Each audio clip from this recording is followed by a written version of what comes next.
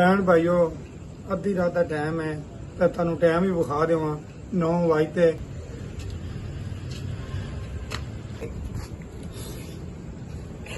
ਜਿੰਦੇ ਰਹਿ ਤਾਂ ਮਿਲਾਂਗੇ ਲੱਖ ਵਾਰੀ ਮਰ ਗਏ ਤਾਂ ਦਿਲੋਂ ਭੁਲਾਵੇ।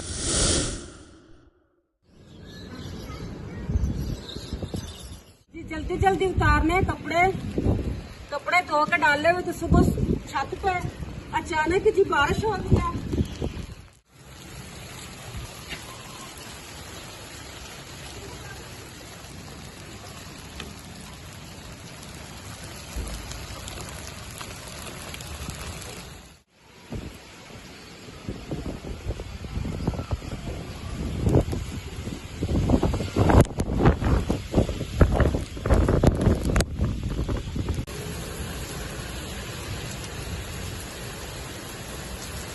जी मैं आई हूँ बाहर बारिश का सूरत लैन तो छोटा जा सुराख है हो जाएगा बंद।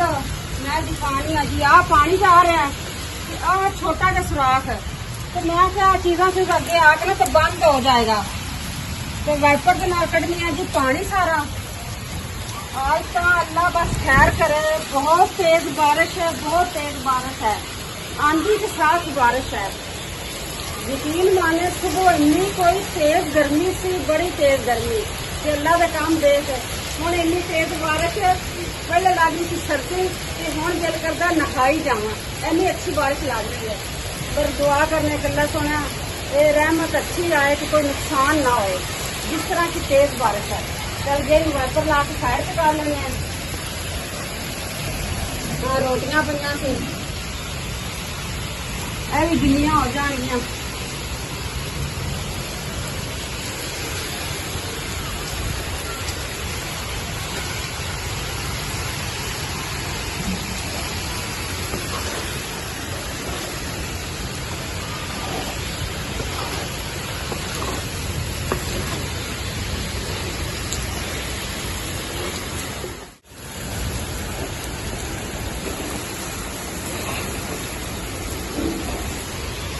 मंजी चौके के अंदर रखना ये भी गिल्ली ना हो जाए।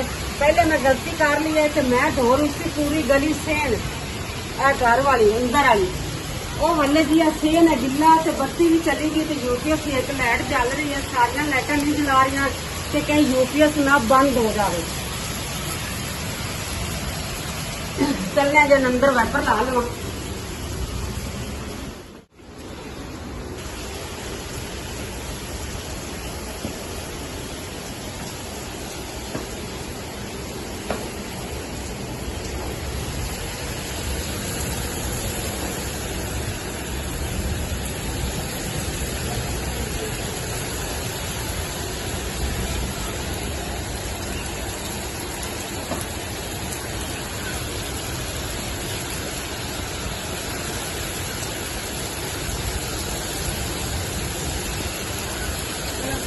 कपड़े तो हो गए मेरे पूरे गिले तो मैं कहनी चल नहा ही लवा।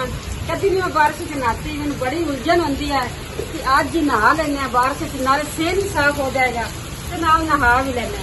आ डब्बा भी हाथ खड़िया हुआ है पानी वाला। बारिश तो रुक गई है वो मैं जाके थानू बाहर भी खानी आ ते अंदर वेखो जी मैं की कर रही हाँ। फटाफट आई हाँ एक फैंटा जी अंडा आ वेखो एक अंडा ते विच पाता जी अद्धा कप दुध ते एक चम्मच चीनी ते आ फटाफट जी मिठे टोस्ट ये बना रही हाँ ते नाल जी आ वेखो रखी हुई है चाह दे विच आपां मारने आ जी पवा।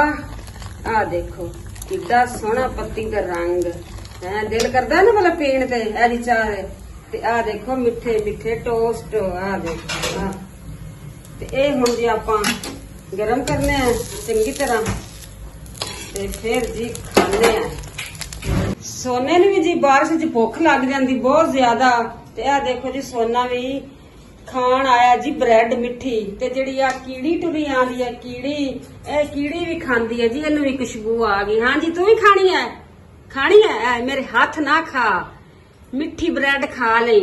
अच्छा जी सोनू क्या बात है ऊपर क्यों देख रहे हो? ये जी फ्रिज की तरफ देखता है कि ये इधर फ्रिज में पड़ा हुआ है गोश्त ਤੇ ਉੱਥੋਂ ਮੈਨੂੰ ਕੱਢ ਕੇ ਦੇਵਣ ਜੀ ਆਵੇ ਕੀੜੀ ਵੀ ਬਹਿ ਗਈ ਥੱਲੇ ਫ੍ਰਿਜ ਕੋਲ ਤੇ ਉੱਤੇ ਸੋਨਾ ਵੀ ਕੁਰਸੀ ਤੇ ਬਹਿ ਗਿਆ। ਸੋਨਿਆ ਇੱਥੇ ਮੈਨੂੰ ਇੱਕ ਗਲਾਸ ਪਾਣੀ ਪਾ ਕੇ ਦੇ। ਵੇ ਸੋਨੇ ਪਾਣੀ ਦੇ, ਪਾਣੀ ਸੋਨੂੰ ਪਾਣੀ ਦੇ ਦੇ। ਚੱਲ ਜਾ ਫਿਰ, ਮੈਂ ਤੈਨੂੰ ਮਿੱਠੀ ਬ੍ਰੈਡ ਹੀ ਨਹੀਂ ਦੇਣੀ, ਦਫਾ ਹੋ। ਅੱਜ ਤੂੰ ਗੱਲ ਨਹੀਂ ਨਾ ਸੁਣਦਾ ਪਿਆ ਸੋਨਿਆ, ਵੇ ਤੈਨੂੰ ਚੰਡ ਮਾਰਾਂ। ਤਕਰੀਬਨ ਜੀ ਰਾਤ ਦੇ ਹੋ ਗਏ 9:30 ਕੇ 9:15 ਦਾ ਟਾਈਮ ਤੇ ਫੋਨ ਆਇਆ ਜੀ। ਮੇਰੀ ਵੀ ਅੰਮੀ ਹੈ ਤੇ ਪਿੱਛੇ ਗਾਂਵ ਵਾਲਿਆਂ ਦੀ ਵੀ ਅੰਮੀ ਹੈ। ਅਸੀਂ ਤਕਰੀਬਨ ਜੀ ਮਾਸ਼ਾਅੱਲਾ 10 ਭੈਣ ਭਾਈ ਹੈ ਤੇ ਮੈਂ ਕਹਿੰਦੀ ਹਾਂ ਜੀ ਮੇਰੀ ਅੰਮੀ ਹੈ ਤੇ ਮੇਰੇ ਕੋਲ ਹੀ ਰਵੇ।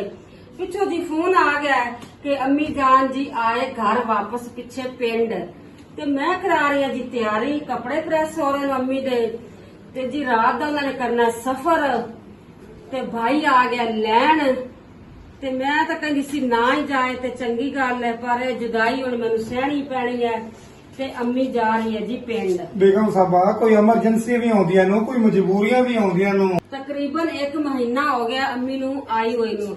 19 ਦਿਨ ਦਾ ਜੀ ਉਹਨਾਂ ਦਾ ਉਮਰੇ ਦਾ ਹੈਗਾ ਸੀ ਪੈਕੇਜ ਤੇ 2 ਦਿਨ ਉਹਨਾਂ ਨੂੰ ਆਣ ਜਾਣ ਦੇ ਲੱਗੇ ਨੇ। ਇਸ ਤਰ੍ਹਾਂ 21-22 ਦਿਨ ਲੱਗ ਗਏ ਜੀ ਉਮਰੇ ਕਰਨ ਤੇ ਹੁਣ ਜੀ ਉਹ ਜਾ ਰਹੇ ਨੂੰ ਪਿੰਡ ਜੀ। ਕੱਪੜੇ ਪ੍ਰੈਸ ਕਰਕੇ ਦੇ ਤੇ ਅੰਮੀ ਨੇ ਪਹਿਨ ਲਏ ਜੀ। ਫੁੱਲ ਤਿਆਰੀਆਂ ਦੇਖੋ ਜੀ ਰੈਡੀ ਹੋ ਕੇ ਖੜੀ ਹੈ ਤੇ ਉਹ ਮੁੰਡਾ ਵੀ ਲੈਣ ਆ ਗਿਆ ਜੀ ਤੇ ਹੁਣ ਜੀ ਚੱਲੇ ਨੂੰ ਹੈਨ ਤਾਂ ਜੁਦਾਈਆਂ ਦੇ ਘੜੀਆਂ ਪਰ ਛੋਟੀ ਜੀ ਝੂਠੀ ਮੁਸਕਰਾਹਟ ਦਿਖਾ ਰਹੀਆਂ ਕਿ ਅੰਮੀ ਦਾ ਰਸਤੇ 'ਚ ਸਫ਼ਰ ਅੱਛਾ ਹੋ ਜਾਵੇ ਜੀ। ਉਹ ਜ਼ਿੰਦਗੀ ਰਹੀ ਤਾਂ ਫਿਰ ਵੀ ਆ ਜਾਣਗੇ, ਆਓਗੇ ਨਾ ਦੁਬਾਰਾ। ਹੋਰ ਹਾਂ ਖਾਸ ਹੈ।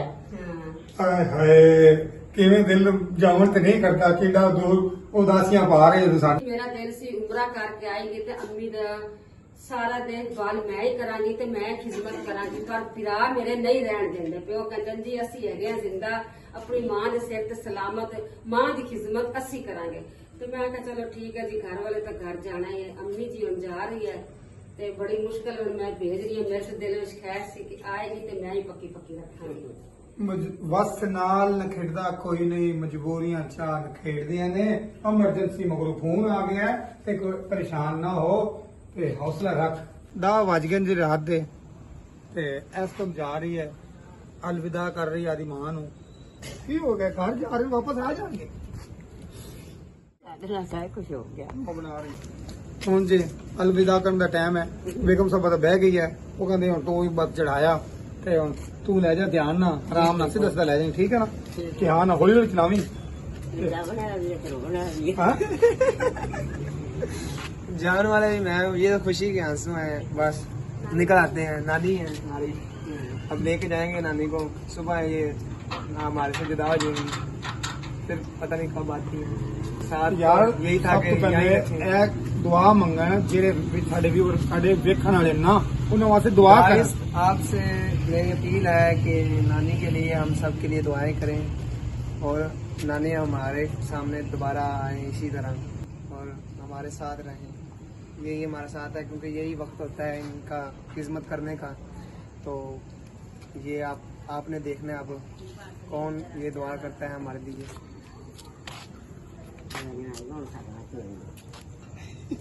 ਕੀ ਕਰਦੇ ਰਹੇ ਨੇ ਸੱਚ ਹੋਣਾ ਹੈ।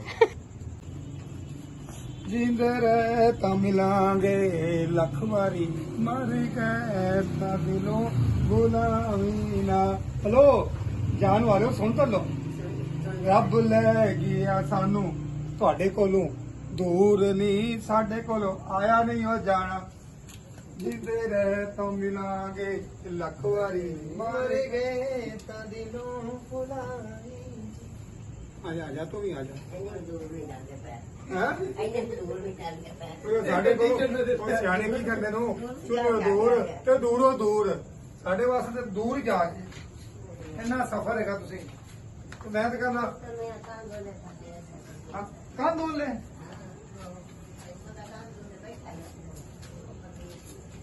ਲੋ ਜੀ ਵੱਡਿਆਂ ਦੀ ਮਿਸਾਲ ਹੈ ਜੀ, ਵੱਡਿਆਂ ਦੀ। ਉਹ ਕਹਿੰਦੇ ਜੀ ਕੰਨ ਦੋਲੇ ਬੈਠਾ ਜਿਹੜਾ ਬੰਦਾ ਨਾ ਉਹ ਪਰਦੇਸ ਸੀ ਹੈ ਨਾ। ਬਾਈਕ ਤੇ ਜੀ ਬਿਠਾਣ ਲੱਗਿਆ, ਮੈਂ ਤਾਂ ਕਹਿ ਰੱਖਿਆ ਛੱਡ ਆਣਾ। ਉਹਨੇ ਕਹਿੰਦੇ ਅਸੀਂ ਬਾਈਕ ਤੇ ਚੱਲੇ ਆ। ਗੇਟ ਬੰਦ ਹੋਇਆ, ਗੇਟ ਖੁੱਲਾ ਅੱਗੇ ਚੱਲੇ ਜਾਓ ਸਿੱਧਾ, ਗੇਟ ਖੁੱਲਾ। ਉੱਥੇ ਜਾ ਕੇ ਫੋਨ ਕਰ ਦੇਣਾ, ਇਹ ਨਾ ਸਾਰੀ ਰਾਤ ਉੱਠੇ ਨਾ। ਮੋਟਰਸਾਈਕਲ ਹੋ ਗਈ ਸਟਾਰਟ। Bye bye. अल्लाह हाफिज, अल्लाह निगहबान। हंसते रहो, बसते रहो, जीते रहो, खुश रहो।